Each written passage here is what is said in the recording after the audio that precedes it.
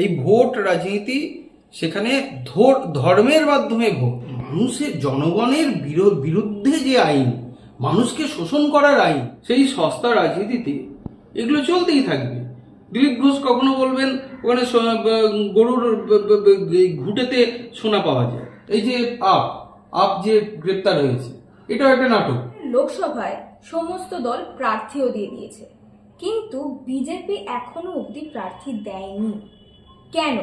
কি মনে হচ্ছে, তারা কি ভয় পাচ্ছে? না, ভয় পাওয়ার তো কিছু নেই। মানে সাধারণভাবে বিজেপি আর তৃণমূল কংগ্রেস বন্ধু, এবং সেখানে তৃণমূল কংগ্রেসের সেকেন্ড ম্যান অভিষেক বন্দ্যোপাধ্যায়, তা অভিষেকের বিরুদ্ধে কেন প্রার্থী দেবে বিজেপি? এখন যেটা হচ্ছে, আপনারা দেখুন, এই 2019 থেকে 2021-এর মধ্যে বিজেপি সরকার প্রচুর আইন পরিবর্তন করেছে, বিল এনেছে পার্লামেন্টে, এবং সেখানে তৃণমূল কংগ্রেসের মতো একজন বন্ধু থাকার ফলে সেখানে একটাও বিরোধিতা করেনি তৃণমূল, একটা বিরোধিতা করেনি, এবং বিজেপি বিনা বিরোধিতায় এই ইয়েগুলো পাস করেছে। সেখানে এই যে আপ যে গ্রেপ্তার হয়েছে, এটাও একটা নাটক। সেখানে যদি লক্ষ্য করেন যে ওই কংগ্রেসকে দুর্বল করার জন্য যেখানে যেখানে কংগ্রেসের একটু শক্তি বেশি, সেখানেই আপ চলে গেছে, তার কোনো সংগঠন নেই, কিন্তু প্রার্থী দিয়েছে। এই তৃণমূল কংগ্রেসও তাই করেছে, একই কাজ করেছে তৃণমূল কংগ্রেস। ওই ত্রিপুরা সাইনবোর্ড কিছু নেই, ছগাছা লোক নেই, কিন্তু চলে গেছে প্রার্থী দেওয়ার জন্য।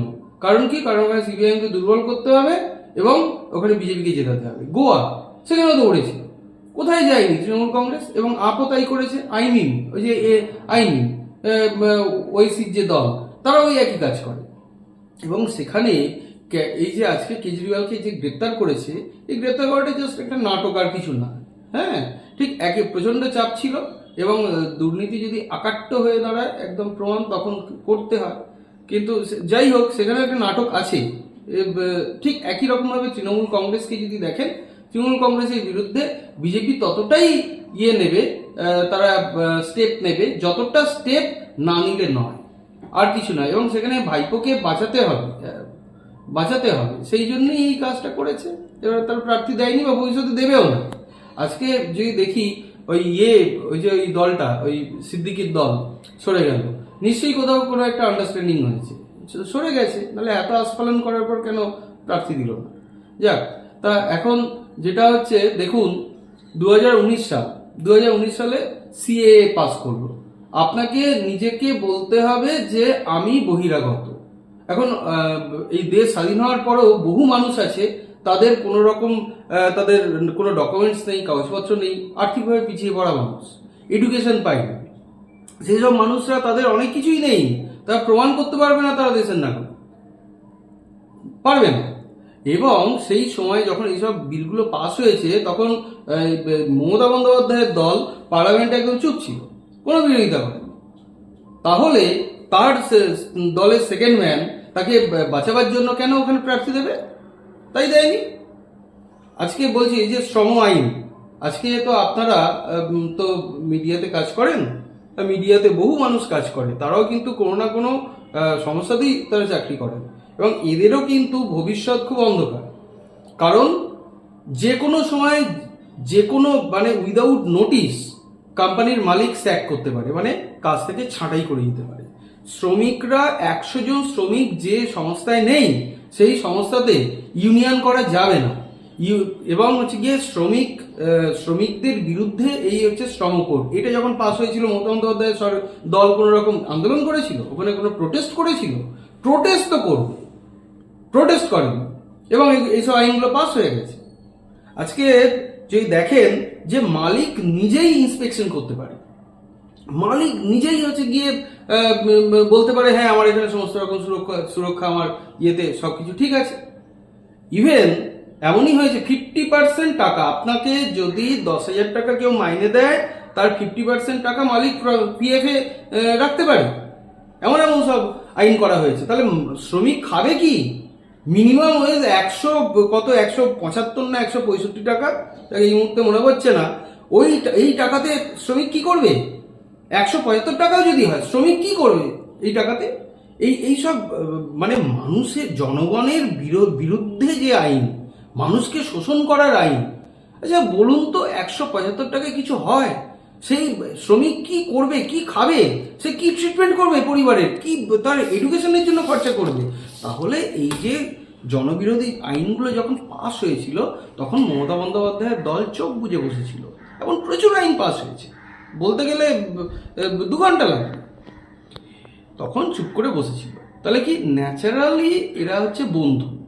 সেই জন্যই ভাইপোকে বাঁচাবার জন্য মমতা বন্দ্যোপাধ্যায়ের যিনি ভাইপো অভিষেক বন্দ্যোপাধ্যায়, তিনি তৃণমূল কংগ্রেসের সেকেন্ড ম্যান, তাকে বাঁচানোর জন্য তার সম্মান রক্ষার্থে বিজেপি ওখানে প্রার্থী দেয়, এই কথা। তবে ভোটের আগে বঙ্গে এই যে এত অরাজকতা, এত ঝামেলা এবং কটু কথা, তো এইগুলোর থেকে কি মানে কোনো সময় আর রেহাই পাওয়া যাবে না?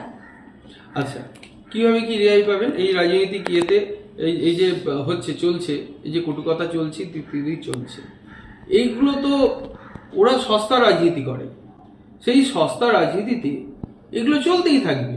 দিলীপ ঘোষ কখনো বলবেন ওখানে গরুর ঘুঁটেতে সোনা পাওয়া যায়, দিলীপ ঘোষ বলবেন ঘুঁটেতে সোনা পাওয়া যায়, তা মানুষ ঘুঁটেতে সোনা খুঁজতে দৌড়বে, আবার ওই ঘুঁটে নিয়েই কাউকে মালা পরিয়ে দেওয়া হবে। এই রাজনীতির ময়দানটা এখন হয়ে গেছে একদম সস্তা একটা জায়গা, যেখানে মানুষের কোনো মূল্যবোধ নেই। বিশেষ করে মানে কাদের কথা বলছি, এই তৃণমূল কংগ্রেস বলুন, এই বিজেপি বলুন, এরা মূল্যবোধের রাজনীতি করে না। তার ফলে ওরা ওই কটু শব্দ ব্যবহার করবে। হ্যাঁ, মানে এটাই হচ্ছে কি এদের কালচার। তার মানে রেহাই পাওয়ার কোনো মানে এটা থামবে না, চলতেই থাকবে। আরেকটা কথা হচ্ছে গিয়ে দেখুন, যে লক্ষ্য করেন যে কেন এই যে প্রার্থী দেয়নি যে বলছিলেন, কেন প্রার্থী দেয়নি, আপনি দেখুন 2011 সাল তখন বামফ্রন্ট সরকারের পতন হলো। তার আগে হাতে গোনা, গোটা পশ্চিমবঙ্গে হাতে গোনা কিছু আরএসএস এর সংগঠন ছিল, কেমন শাখা ছিল, এবং কিছু হাতে গোনা স্কুল ছিল। এখন টোটাল শাখার সংখ্যা 1,500 ছাড়িয়ে 2,000-এর কাছে চলে গেছে। এবং যে আরএসএস এর স্কুলের কোনো রকম ইয়ে নেই, অ্যাফিলিয়েশন নেই, সেই স্কুলগুলো চলছে এবং সেখানে অস্ত্র শিক্ষা দেওয়া হচ্ছে। এই যে স্পিডে যে স্প্রেড করলো, সেখানে তৃণমূল কংগ্রেস প্রচুর সাপোর্ট করেছে এই বিজেপিকে, এই আরএসএসকে। তার ফলেই কিন্তু এবং তার সঙ্গে এই যে শ্রম আইন বললাম, মানুষের বিরুদ্ধে, শ্রমিকের বিরুদ্ধে শ্রম আইন, এবং এই যে সিএ, আজকে কুমিরের কান্নাকার্যের মমতা বন্দ্যোপাধ্যায় এখানে সিএ লাগু করতে দেবো না, হ্যাঁ, অথচ সেখানে প্রতিবাদ করেননি। নিজের দলের লোকেরা চোখ মুখে লিকোপ্লাস্ট লাগিয়ে বসেছিল। হ্যাঁ, বুঝতে হবে এগুলো সবই এদের নাটক, নিজেদের মধ্যে নিজেরা আসন ভাগাভাগি করে নিয়েছে। আমার তো মানে এক পরিচিত কোনো একটা জেলা, কারণ বললে তাকে লোকেট করা যাবে, সে ফাঁস করে দিয়েছে। তার তো দাঁড়ানোর কথা ছিল, তার মানে সবই রেডি ছিল, তার বদলে তৃণমূল থেকে আসা কোনো একজন দাঁড়িয়েছে। সে আমাকে বলছে যে আসলে তো সবই তো গটা, ইত্যাদি ইত্যাদি। এই আমার নাম যেই ঠিক হয়েছে, সঙ্গে সঙ্গে একজন তৃণমূলের বড় মন্ত্রী স্তরে আমাকে ফোন করেছে, বলছে নিজেদের মধ্যে তো আন্ডারস্ট্যান্ডিংটা করে নিতে হবে, এই সিটটা ছাড়তে হবে, কারণ এটা একটা উপর মহল থেকে ব্যাপার আছে, এখানে একটা চাপ আছে, সুতরাং এই সিটটা আমরা কিন্তু দিতে পারবো না। তাহলে এটাকে কি পার্টনারশিপ বিজনেস? তৃণমূল কংগ্রেস বিজেপির মধ্যে একদমই এই ভোটটা হচ্ছে পার্টনারশিপ বিজনেস, যে আমরা কিভাবে মিলেমিশে খাবো এই দুটো দল। আচ্ছা বলুন তো, তৃণমূল কংগ্রেস কোথায় আছে? শুধু পশ্চিমবঙ্গে একটা রাজ্য, ওখানে ত্রিপুরা সাইনবোর্ড হয়ে গেছে, গোয়ায় কিছু নেই, মণিপুরে গেছিল সেখানেও হাওয়া হয়ে গেছে, কোথাও নেই তৃণমূল কংগ্রেস, শুধু পশ্চিমবঙ্গে। সেই দলটা কি করে ভারতবর্ষের মধ্যে সেকেন্ড দল হয়, বিজেপি 1 নম্বরে এবং তৃণমূল কংগ্রেস 2 নম্বরে ইলেকট্রাল বন্ডে? বলুন তো এর গল্পটা কি? আসল ব্যাপারটা হচ্ছে বিজেপি জলটা নিতে পারছে না, লক্ষ লক্ষ কোটি টাকা, হাজার হাজার লক্ষ লক্ষ কোটি টাকা সব উঠছে, এসব ব্ল্যাক মানি চারদিক থেকে উঠেছে, কাকে সুযোগ করিয়ে দিয়েছে, কাকে কি করিয়ে পাইয়ে দিয়েছে, যেগুলো নিজেরা নিতে পারেনি। আমার তো মনে হয় সেগুলোই তৃণমূলের কাছে পাঠিয়ে দিয়েছে। মানে তৃণমূল কংগ্রেস ছোট্ট একটা দল কি করে সেকেন্ড পজিশনে আসবে? কংগ্রেসকে ফেলে দিয়েছে পেছনে। কংগ্রেস তো তাও আছে অনেকগুলো জায়গাতে, সেখানে তৃণমূল কংগ্রেস সেই একটা রাজ্যে টিমটিম করে, টিমটিমই তো বলবো, ছোট্ট রাজ্য, বড় রাজ্য তো নয়, সেখানে কি করে পারে? সেকেন্ড পজিশনে আসতে। তার মানে কি ভেতরে সব গট আপ গেম। আর জনগণ এদের এইগুলো বুঝতেও পারে না। এদের যারা ভোট দেয় তাদের তাদের আস্তে আস্তে চোখটা যখন খুলবে, তারা যখন মানে এডুকেটেড হবে এই বিষয়ে, তারা বুঝতে পারবেন যে এরা কিভাবে জনগণকে এরা কিভাবে বোকা বানায়। শাসক দলেরা অনেক সময় বলেছে যে বিজেপিরা নাকি ধর্ম নিয়ে রাজনীতি করে, কিন্তু এখানে দেখা যাচ্ছে, আমরা অনেক সময় দেখতে পাচ্ছি তৃণমূলের নেতা নেত্রীরা এই ইফতার করছে বিভিন্ন ধর্মের জায়গায়, মানে মুসলিমের সব করছে। তাহলে এইখানে তাহলে তারা যে কথাটা বলছে বিজেপির ব্যাপারে, সেইখানে তাহলে কি ক্রেডিবিলিটি বা কি থাকছে?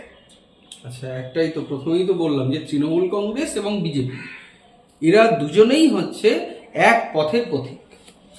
বিজেপি যেখানটা শেষ করে সেখান থেকে তৃণমূল শুরু করে, তৃণমূল যেখানে শেষ করে সেখান থেকে বিজেপি শুরু করে। তার মানে কি দাঁড়ালো? এই ভোট রাজনীতি, সেখানে ধর্মের মাধ্যমে ভোট, ধর্মের মাধ্যমে বিভাজন করো, ভাষীর মানুষের ইয়েতে নিরিখে বিভাজন করো ভোটারদের, করে একে অপরের বিরুদ্ধে ঘৃণা সৃষ্টি করে ভোট যেত। এটাই হচ্ছে গিয়ে বিজেপি এবং তৃণমূল কংগ্রেসের নীতি, এবং সেই নীতিতেই এরা চলে। এবং তার ফলে বিজেপি যা করে তৃণমূল তার বাইরে কিছু করে, এটা ভাবলেন কি করে?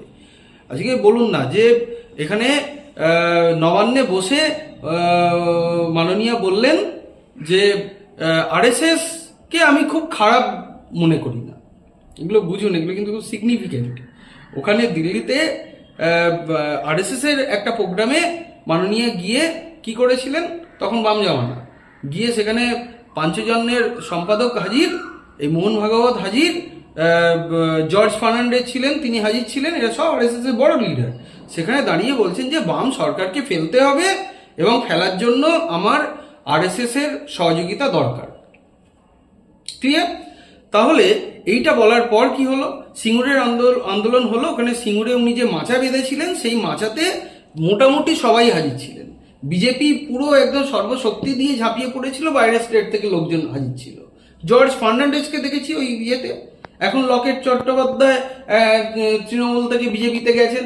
লকেট চট্টোপাধ্যায় এখন সিঙ্গুরের ওখানে হুগলিতে গিয়ে কুমিরের কান্না কাঁদেন, তখন ওখানে সিঙ্গুরের টাটাদের কারখানা বিরোধী আন্দোলনে উনি সামিল ছিলেন এবং বিজেপির লোকজন ওখানে সামিল ছিল।